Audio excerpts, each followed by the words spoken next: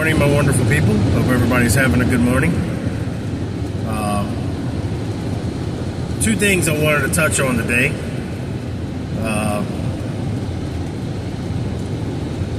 The Monday Night Raw has not happened yet, so this is pre-recorded for that. So I don't know where we're going to be after. But anyway, I think two things I wanted to talk about today was the follow-up to Cody Rhodes and Cena turning heel. And I've heard people say that Cena's not going to be around for a few weeks, which I guess I shouldn't be surprised. See, this is where and I said on my previous videos, I'll be pulling for Cena because he's heel. Well, a lot of that's going to have to do with how heel is he, and to me it's you got to come to work, man, because you can be heel all day. Like, Roman had a way about him, and I'm gonna come to him in a minute. Roman had a way about him where he could take off, and only work. He'd only show up to work once a month, and do his thing. But at least he was there once a month. I can handle that. He ain't been there once a month lately, but either way. So the follow-up to the Cena heel turn with Cody Rhodes is not going to be able to, and he has shown this time and time again, to elevate this without his opponent being there. We saw through the last year, we've seen his title runs and how useless they were. He hasn't had any good feuds since he's been champion. It's not all his fault, but he just hasn't. He doesn't have the ability to elevate his opponent, and I've spoken about that on this channel. Gunther has that sometimes. Sometimes he doesn't, but I do believe that Gunther has that. But I'm just using him as an example. There's plenty of others. Roman Reigns definitely has that. A lot of them have it. But anyway, can Cody elevate this match without Cena being there every week? And I just don't know. These are my questions going into this heel turn. I don't trust Cody to elevate this feud by himself. He's never been able to do it. He's undoubtedly the most protected champion I've ever seen in my entire life. When I go back through his time back in since he's come back to WWE, and I've watched the feuds that he's had, it seems like WWE has moved mountains for Cody to be elevated. They seem to have done a lot of things. He's beaten tremendous talent. This is not the first heel turn that's happened to get him over. So I don't know. I don't even know if this is the second heel turn to get him over. Because I know there was Seth, I think the Brock Lesnar. I think this is like third. If I'm wrong, correct me down below. But it just seems like there's a lot of.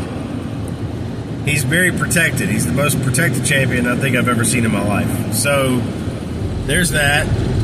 And then the second thing I wanted to touch on was Roman Reigns. He's not projected to come back. I think his next projected date to return is SmackDown on the 21st of March, which is exactly 1 month from WrestleMania. Unacceptable. If you're going to book a triple threat match with him, Punk, and Seth Rollins, I think that is stupid. I don't like that at all. Mainly because, why? Punk has no beef with Roman. They shook hands after Survivor Series. Like, there's no heat there. It just makes no sense for him to be in that match. None. If you're only booking Roman to have him in a match at Mania. This ain't the one. And it just doesn't make any sense. Now, again, it's still early. Something can happen, I guess. Now, I know, here's where the thing is like, I know Seth is definitely, Seth has definitely gotten to Punk. And, I mean, he screwed him over at the Chamber. And Seth got Roman at Rumble. So, I mean, Seth has gotten both of them pretty good. But I don't know if I necessarily would make that a triple threat match at Mania, because there's no heat between Punk and Roman. So it just doesn't make any sense. Make that make sense to me. So, yeah, so Seth has gotten over on both of the other ones, but that doesn't mean they have heat with each other. So this match just doesn't make any sense. I mean, will something happen between now and Mania to maybe to make that happen? Sure, I guess.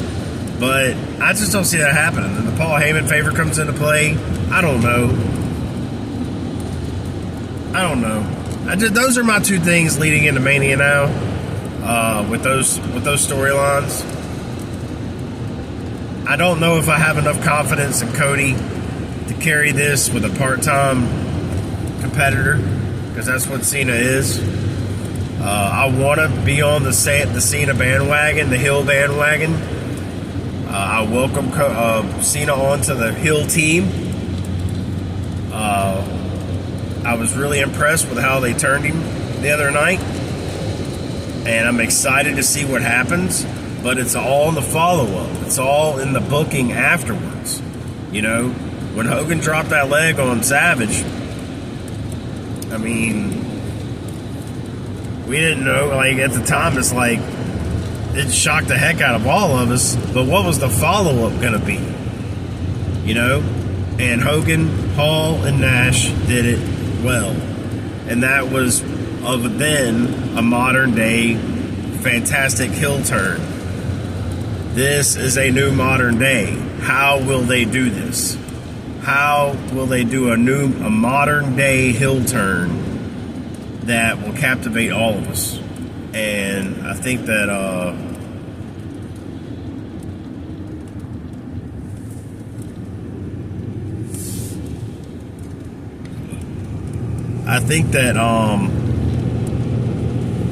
you know, it can be done. I'm sorry, I got traffic issues, but I got